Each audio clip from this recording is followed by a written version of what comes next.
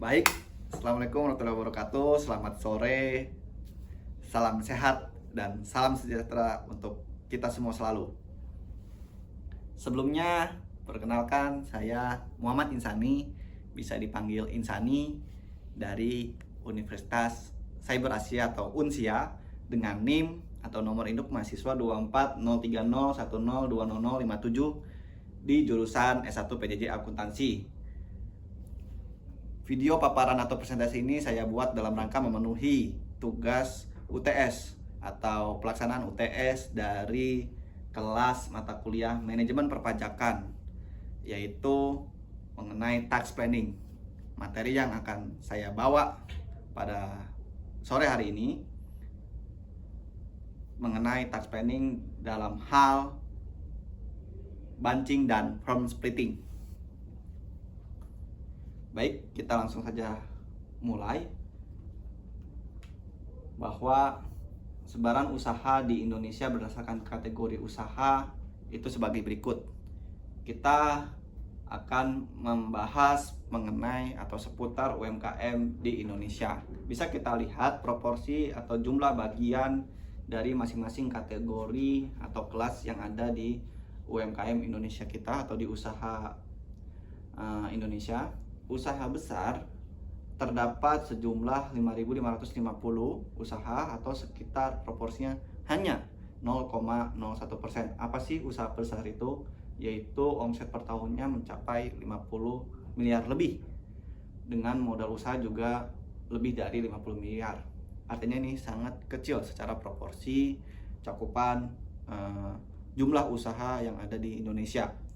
Kemudian berikutnya usaha kelas menengah, itu ada di jumlah sekitar 44.728 atau di kisaran 0,06% proporsinya.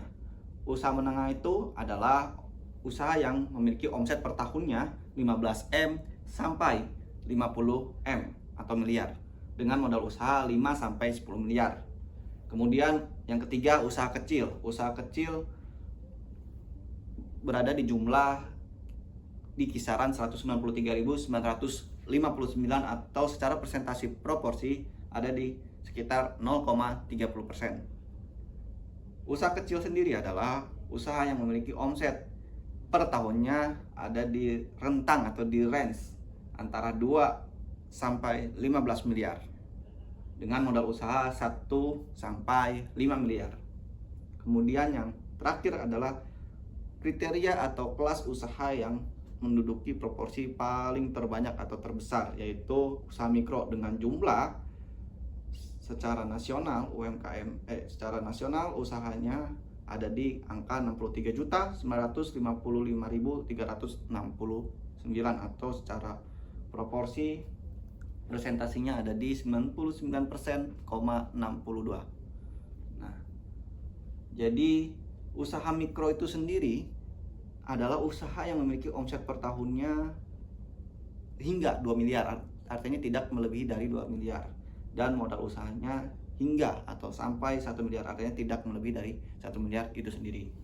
Nah, lanjut, untuk yang di bagian sebelah kanannya ini ada impact atau dampak kontribusi adanya UMKM di Indonesia, yaitu UMKM di Indonesia menyumbang total lapangan kerja sebesar proporsi 99,9%, untuk total tenaga kerja 96,9%. Kontribusi UMKM terhadap PDB nasional atau pendapatan domestik bruto itu mencapai di angka presentasi 60,5%. Artinya ini angka yang cukup signifikan besar, itu melebihi dari 50%. Nah, kontribusi UMKM terhadap ekspor yang non migas itu 15,6%. Total investasi UMKM nasional ada di angka presentasi 60%.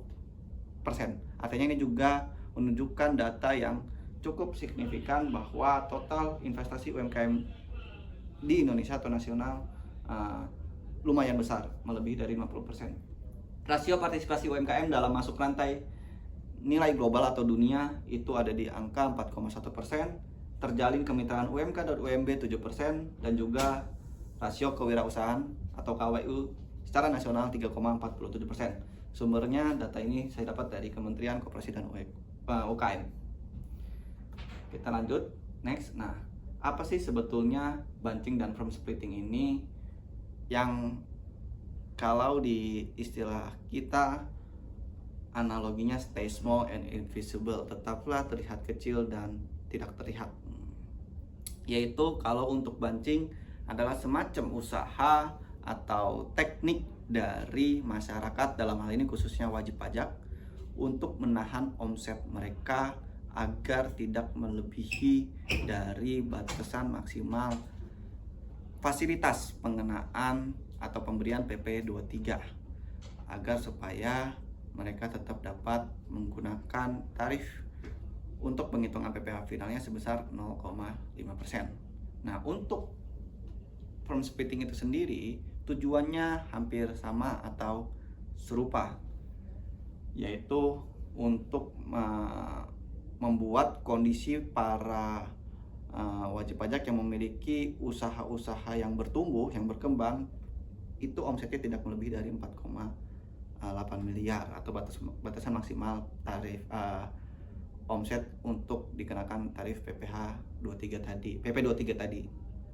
Dengan caranya yang agak sedikit berbeda, yaitu firm splitting caranya adalah membagi atau memecah usaha-usaha para wajib pajak itu. Jadi mereka kondisinya, katakanlah case-nya nih, konteksnya punya satu usaha yang udah bertumbuh, udah berkembang, sehingga omsetnya katakanlah dalam 1 tahun mencapai 5 miliar.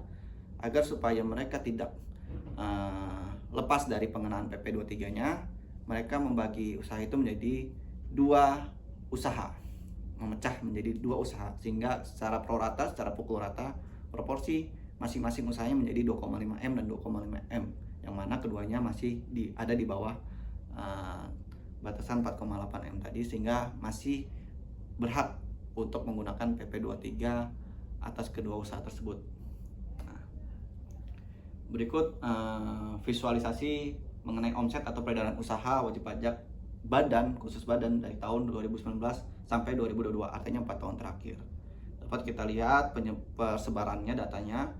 Nah, setiap kali ada di batasan atau titik di mana itu 4,8M, yang menunjukkan bahwa jumlah WP yang berada di posisi di mana mereka jumlah omsetnya atau peredaran usahanya sampai 4,8M atau di bawah 4,8M itu terlihat banyak, bahkan memuncak di batasan maksimal 4,8M.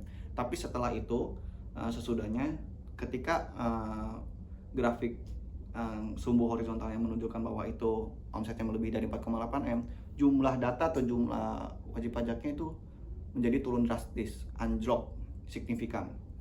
Artinya banyak entitas dari pelaku usaha yang menahan omset supaya tetap di bawah 4,8M per tahun atau setahun. Nah, ini merupakan pengertiannya atau penegasan ulang kembali mengenai definisi dari masing-masing di atas bunching dan firm splitting. Bunching adalah distorsi perilaku wajib pajak untuk mengakui omset tidak melebihi batasan 4,8 miliar untuk mengurangi beban pajak eksplisit yang ditanggungnya.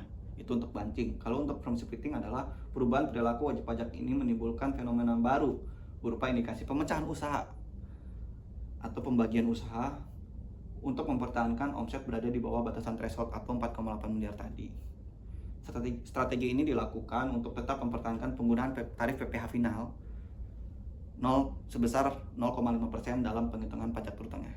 Jadi tujuan akhirnya, endingnya, outputnya sama, yaitu supaya mereka tetap dapat menggunakan fasilitas PP 23 ini. Nah, ini kurang lebih gambaran pola teknik bunching dan firm splitting ini. Dapat kita lihat bahwa 3 entitas, 3 otak memiliki banyak sekali badan usaha berupa UMKM tadi, yang sebetulnya itu saling terkoneksi satu sama lain, UMKM-nya. Maka itu di sini penulis membagi grup kriteria berdasarkan tolak ukurnya adalah jumlah UMKM yang dimiliki atau jumlah badan usaha yang dimiliki. Jadi ada 4 grup. Ada grup 1 yang memiliki 1 sampai 4 UMKM, artinya satu entitas atau satu pelaku usaha atau satu otak memiliki 1 sampai 4 UMKM. Grup 2 5 sampai 25 UMKM, grup 3 26 sampai 50 UMKM, dan bahkan ada grup 4 yang mana satu entitas sebetulnya, satu orang pribadi bahkan punya sebetulnya UMKM yang melebihi dari 50 UMKM.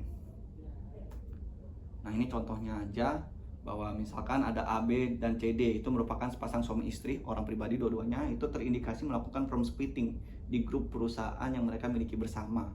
Hal ini terindikasi dari banyaknya perusahaan dengan KLU atau klasifikasi kode lapangan usaha yang sama di kantor wilayah pajak yang sama.